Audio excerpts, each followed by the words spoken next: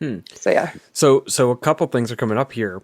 One of which is I'm thinking of A Clockwork Orange, and he's got his eyes pinned open, forced to see all this violent imagery while he's going through profound sickness as a way of like, I mean, ultimately it's brainwashing in that Yes. context, and even in a therapeutic context, it's benevolent, but it sounds like brainwashing. So can you comment a little bit about that? Because Yeah, I mean, there's absolutely. definitely a history of psychedelics being used for brainwashing in cult situations, but also, MK Ultra, Yeah, and possibly accidentally inside of, online echo chambers communities that sort of propagate delusional ideation, with psychedelic use absolutely. being at their core.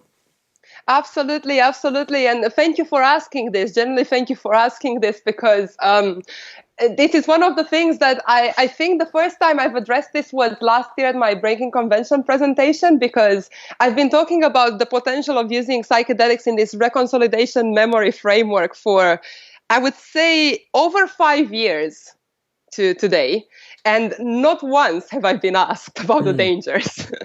um, but there are obviously dangers. No one should ever attempt at home to try to manipulate their memories using psychedelics. Like, this is by all means not something that people should do in unsupervised practices without proper guidelines that have been tested in laboratory settings and received approvals and so on. So this goes, I hope, without saying, but I'm just going to reiterate it. Anyways, but I guess that your question is a bit more profound than that, because your question doesn't necessarily relate to the end user reading about these possibilities online, watching a YouTube talk or something like this, and then thinking, okay, so tomorrow I'm going to think about all my addictions and bad cues, and I'm going to think about each of them in turn while under the influence of a high dose of psychedelics, and then I'm going to be refreshed and a new person the next day. This is not what this is suggesting whatsoever. And I think that there is generally a risk.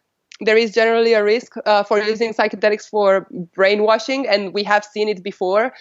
Historically speaking, psychedelics have been abused in many instances, which is actually corroborated with everything else that has happened ages ago when I wasn't actually even born, but based on my reading and so on, did lead to to making them illegal and to banning of these substances worldwide.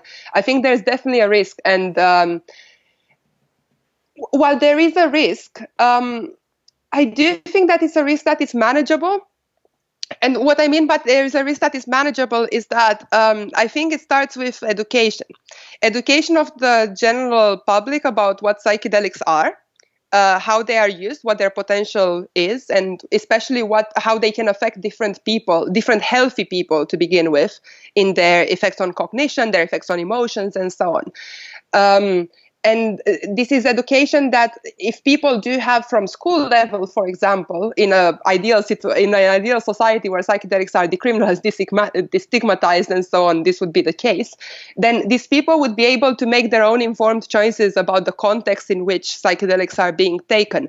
So then it's only malicious intentions that are left to deal with. Hmm. And with malicious intentions, now I think that this is an entirely different subject whatsoever, but they're tricky to deal with, right? Because this is a fundamental problem of society.